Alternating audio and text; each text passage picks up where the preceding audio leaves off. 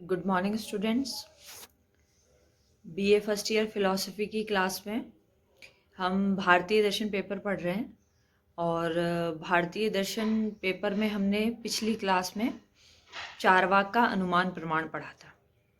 हमारा जो फिलॉसफी का ग्रुप है, फर्स्ट ईयर में फिलॉसफी के जितने बच्चे हैं, दो सेक्शन में बटे हुए हैं, एफ और एल। उन दोनों को मैं भारतीय दर्शन पेपर पढ़ा रही हूँ और इसमें हमने इससे पहले भारतीय दर्शन की विशेषताएं पढ़ा, भारतीय दर्शन का परिचय पढ़ा, उसका वर्गीकरण पढ़ा और चारवाक दर्शन को शुरू किया। नास्तिक दर्शन हम लोग पढ़ रहे हैं। आस्तिक दर्शन में सांख्य योग आपको दूसरी मैडम पढ़ा रही है। तो नास्तिक दर्शन में चारवाक सबसे पहले हमारे सामने है और हमने चारवाक को शुरू कर दिया था। आज हम चारवाक का अनुमान प्रमाण खत्म करेंगे। इसके बाद हम शब्द प्रमाण को शुरू करेंगे और चारवाक के विश्व संबंधी और आत्मा संबंधी विचार को जानने की कोशिश करेंगे, या दूसरे शब्दों में हम कह सकते हैं कि हम उसका तत्व विज्ञान शुरू करेंगे आज। तो हमने पिछली क्लास में ये देख लिया था कि अनुमान किसे कहते हैं।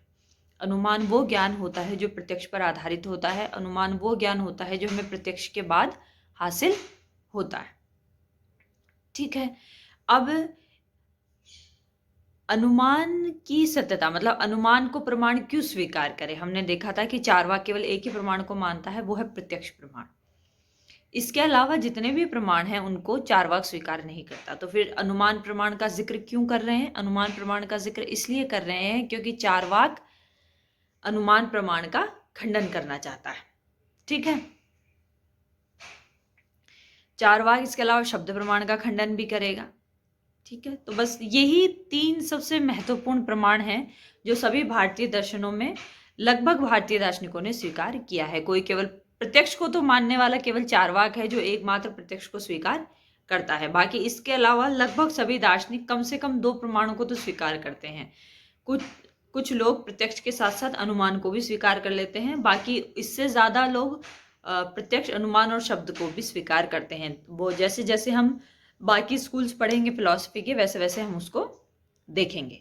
तो अभी तो सबसे पहले हम ये देखें कि अनुमान का खंडन चारवाक कैसे करता है। वो उसे स्वीकार नहीं कर रहा, लेकिन वो उसकी चर्चा इसलिए कर रहा है ताकि वो उसका खंडन कर सके। तो अनुमान की वास्तविकता या अनुमान का सही होना किस पर निर्भर करता है। व्याप्ति पर। और व्याप्ति क्या होती है। दो वस्तुओं के बीच में सामान्य और अनिवार्य संबंध को व्याप्ति कहते हैं।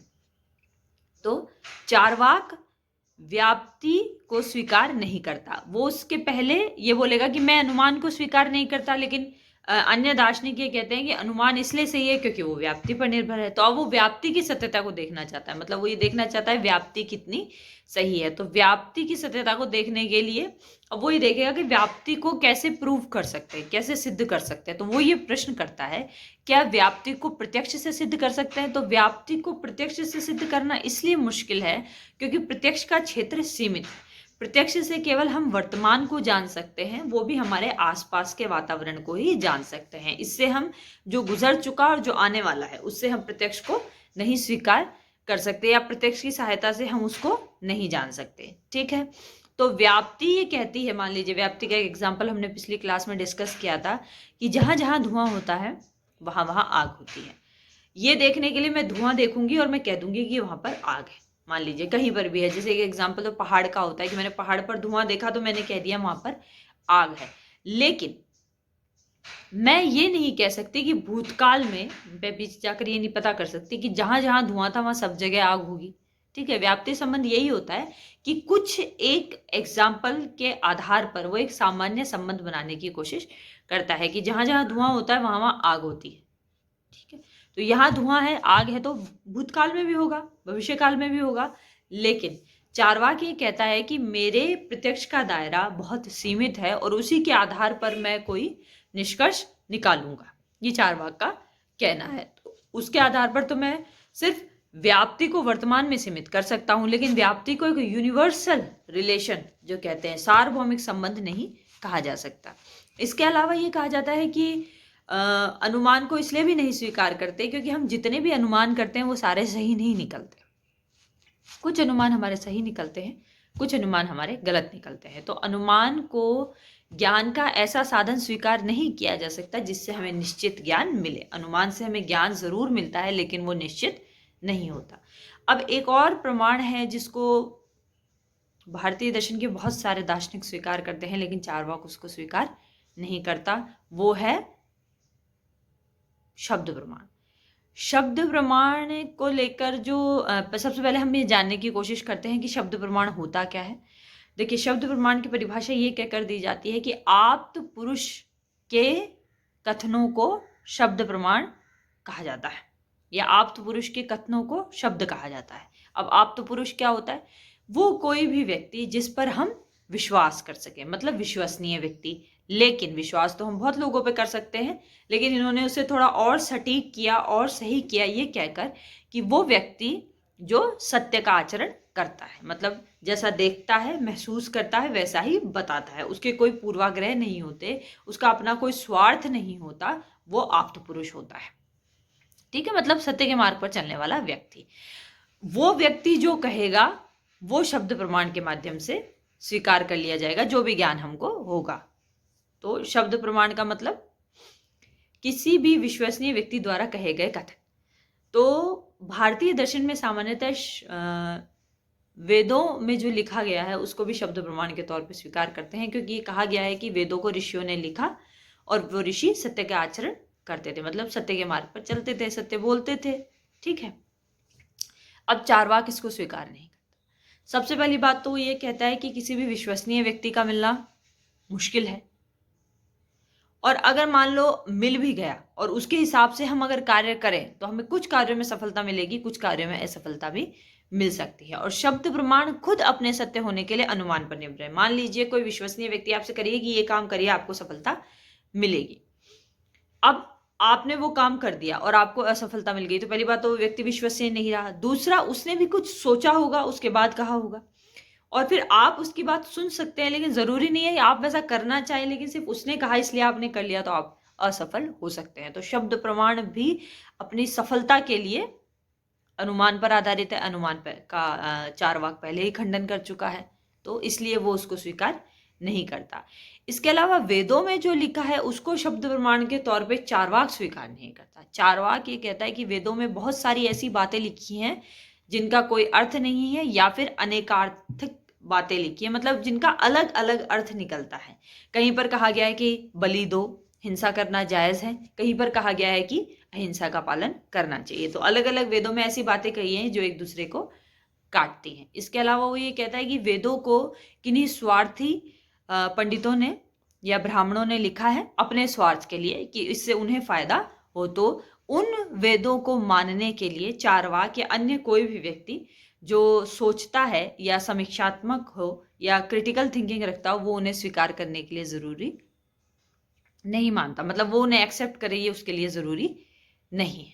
तो शब्द प्रमाण का इस तरह वो खंडन करता है। आज हम चारवाक की तत्व विज्ञान को भी शुरू कर लेते हैं। तत्व विज्ञान, जैसे मैंने आपको थोड़ा सा संक्षेप में शुरू में बताया था कि तत्व विज्ञान क्या होता है। तत्व विज्ञान जिसमें हम तत्व के बारे में अध्ययन करते हैं, ये तो परिभाषा से हमारे सामने निकल के आ गया, लेकिन तत्व मतलब क्या? तत्व मतलब कोई भी एक ऐसी सार की वस्तु या कोई भी एक ऐसा आधारभूत तत्व जिसपे सब कुछ टिका है या जिससे सब कुछ निकलता है, एक तरीके से हम ये कह सकते हैं, ये तत्व विज्ञान होती है। बाकी बेसिकली बहुत ही मोटे तौर पर अगर हम कहें तो हम ये कह सकते हैं कि तत्व विज्ञान में हम विश्व के बारे में अध्ययन करते हैं कि विश्व का निर्माण कैसे हुआ, निर्माण हुआ या विश्व का विकास हुआ धीरे धीरे, ये कुछ सवाल रहते हैं। दो थ्योरीज मानी जाती है, एक थ्योरी जो विकास संबंधी थ्योरी होती है, एक थ्योरी जो सृजन संबंधी होती है कि किसी समय विश्व का निर्माण हुआ, उससे पहले विश्व नहीं था। ठीक है, इसके अलावा आत्मा के बारे में, स्वयं के बारे में, ठीक है, आत्म के बारे में या ईश्वर के बारे में कि कोई पारलौकिक शक्ति है या नहीं, इस बारे में भी विचार किया जाता है। तो अभी हम विश्व संबंधी विचार चारवाक के देख लेते हैं। चारवाक के विश्व संबंधी विचार क्या है? चारवाक के विश्व संबंधी विचार ये है कि चार तरीके के तत्वों से मिलकर इस विश्व का निर्माण हुआ, विकास नहीं हुआ है, निर्माण हुआ है। कौन से चार तत्व हैं वो? पृथ्वी, अग्नि, जल और वायु। भारतीय दर्शनों में 5 तत्व स्वीकार किए गए हैं। जिन्हें महाभूत कहा जाता है। ठीक है, भूत मैंने बताया भौतिक पदार्थ, महा यानी बड़ा। 5 बड़े भौतिक पदार्थ है जिससे इस विश्व का निर्माण हुआ। वो 5 कौन कौन से? पृथ्वी, अग्नि, जल, वायु और आकाश। लेकिन चार्वाक कहता है कि मैं उस चीज को स्वीकार नहीं करूंगा जिसका मुझे प्रत्यक्ष नहीं होगा। तो आकाश का चार्वाक कहता है मुझे प्रत्यक्ष नहीं होता, इसलिए मैं आकाश को स्वीकार नहीं करूंगा। तो वो 4 ही तरीके के तत्वों को स्वीकार करता है और वो कहता है कि इन 4 तत्वों के संयोग से विश्व बनता है। अब एक प्रश्न है, विश्व क्यों बना? तो चार्वाक इस मामले में यंत्रवाद का समर्थक है। यंत्रवाद क्या होता है? यंत्रवाद, जैसे एक तो इसमें यंत्र है मतलब मशीन है, मशीन का कोई उद्देश्य नहीं होता। जैसे मान लीजिए आप पंखा चलाते हैं, पंखे का क्या उद्देश्य है? पंखे का कोई उद्देश्य नहीं। उसका मकसद ये नहीं है कि वो आपको हवा दे। उसे आप खाली कमरे में चला के छोड़ जाइए तो भी वो आपसे नहीं कहेगा मुझे बंद कर दो भाई, यहाँ तो कोई नहीं। क्योंकि मशीन का कोई मकसद नहीं होता। मशीन को चलाया जाता है, उसमें कुछ फंक्शंस डाले जाते हैं, उसकी प्रोग्रामिंग की जाती है जिसके थ्रू वो मशीन चलती है।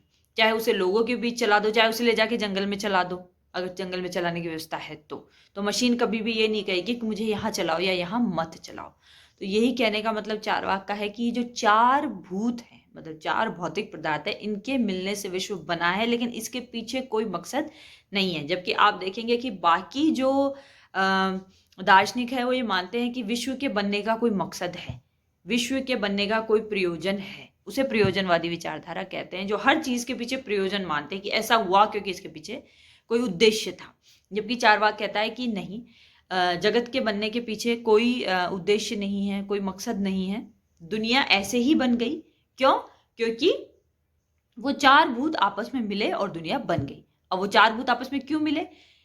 उनका कोई प्रयोजन नहीं था, उनका स्वभाव है। जैसे अग्नि का स्वभाव है कि वो गर्म होती है, ठीक है। वो क्यों गर्म है उससे कोई पूछे तो उसको नहीं पता, बस उसका स्वभाव है कि वो गर्म है, ये माना जाता है। जैसे जल का स्वभाव होता है कि वो ठंडा होता है, गर्म हम उसे करते हैं, ठीक है। तो जिस वस्तु का जो स्वभाव है वो उसके हिसाब से कार्य करती है। तो 4 भूतों का ये स्वभाव है कि वो आपस में जुड़ेंगे और विश्व का निर्माण होगा।